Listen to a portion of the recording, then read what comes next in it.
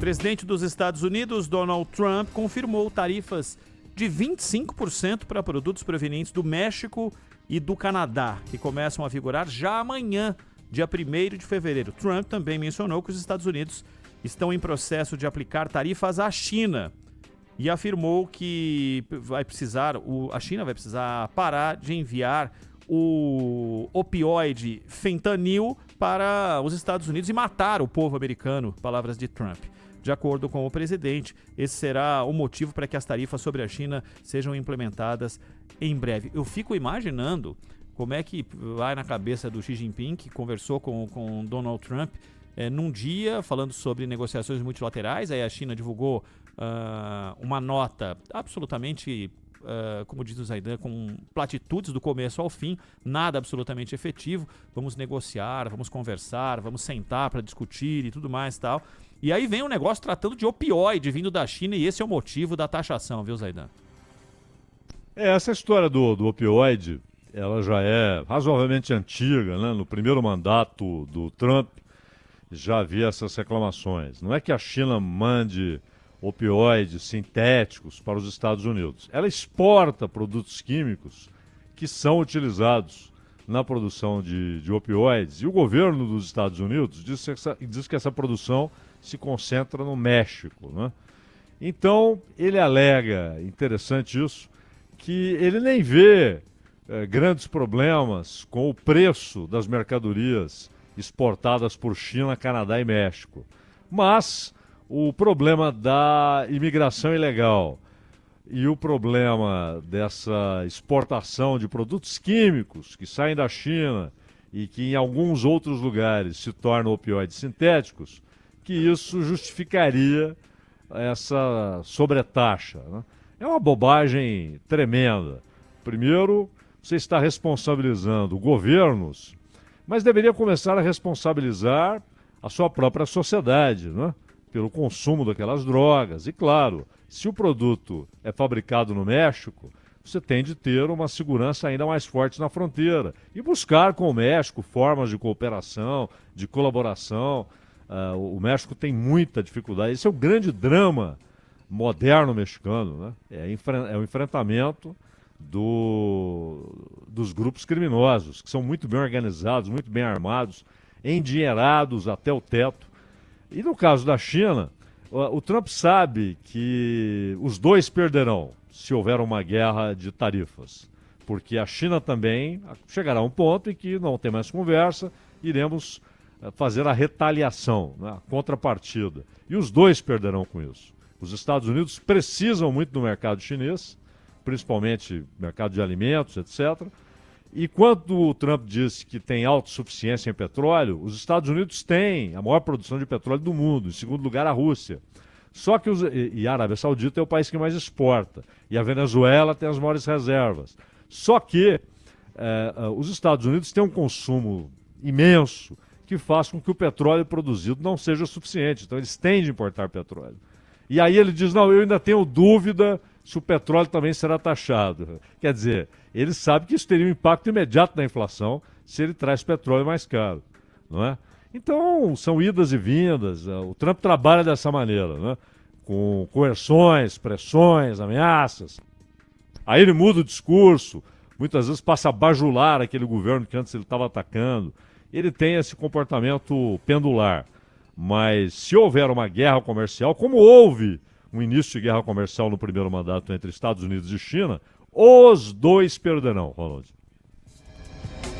A propósito, ele falou também sobre os BRICS, grupo do qual a China faz parte, sobre taxação de 100%, e aí é aquela ladainha já que não é de hoje, né, Zaidan? E que a gente já tinha pescado aqui, você sempre destaca a questão de moeda própria, ou não ter moeda própria, mas não ter o dólar como a moeda a mais importante das moedas para as negociações. Ele fala claramente sobre isso e fala sobre taxação de 100%, mas também tem que se levar em consideração a gritaria e o quanto ela pode ser efetiva, né? No caso do BRICS, aí a gente entra naquilo que já dissemos aqui. A avaliação do Trump, ela foi sincera e ela é correta, não é? para os Estados Unidos, a desdolarização de transações comerciais e financeiras, essa desdolarização significaria para os Estados Unidos o mesmo que uma derrota militar numa guerra mundial.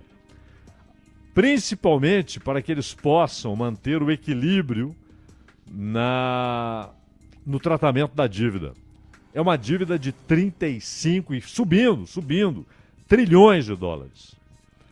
E todo mundo sabe que nessa velocidade ela vai chegar rapidamente a 40 trilhões de dólares. E crescendo muito mais do que o PIB. O PIB dos Estados Unidos no ano passado cresceu 2,5%. Claro que em cima de uma base imensa.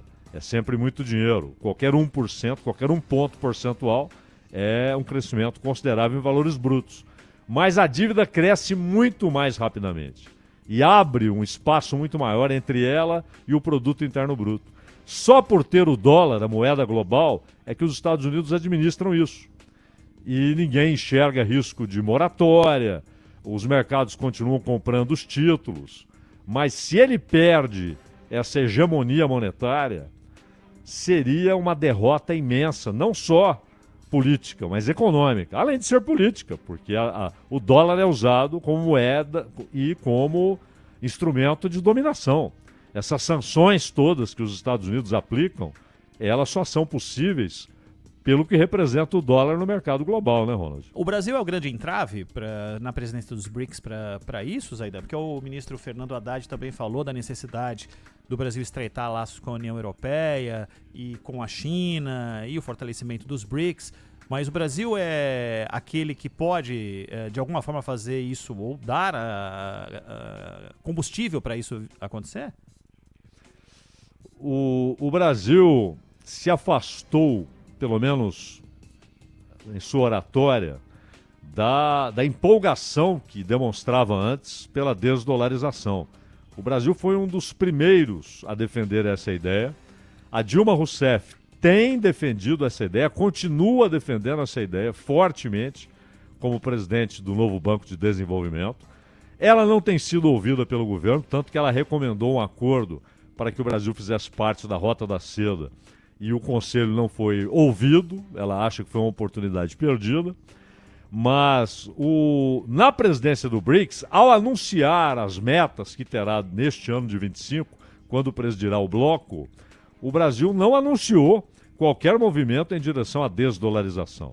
Mas Rússia e China continuam falando, e principalmente a Rússia, abertamente na necessidade de desdolarização e continuam dizendo que o Brasil é um forte parceiro nesse processo, porque foi um dos idealizadores da desdolarização. Mas o Brasil, ele traz aquelas metas, que são lugares comuns, né? Cooperação energética, científica, comercial, econômica. Esse é o beabá, né? Essa é a base da formação dos BRICS. A questão é, vai apostar numa moeda comum, e não é moeda para uso corrente da população, é moeda para transações comerciais e financeiras. É uma refugada, Zaidan? Essa é a dúvida. Começou agora o mandato, né? Haverá um grande encontro no meio do ano, e o governo tem falado mais da COP30 do que do encontro do BRICS, que, convenhamos, dadas as circunstâncias internacionais e com Donald Trump na área, o encontro do BRICS é muito mais importante que a COP30.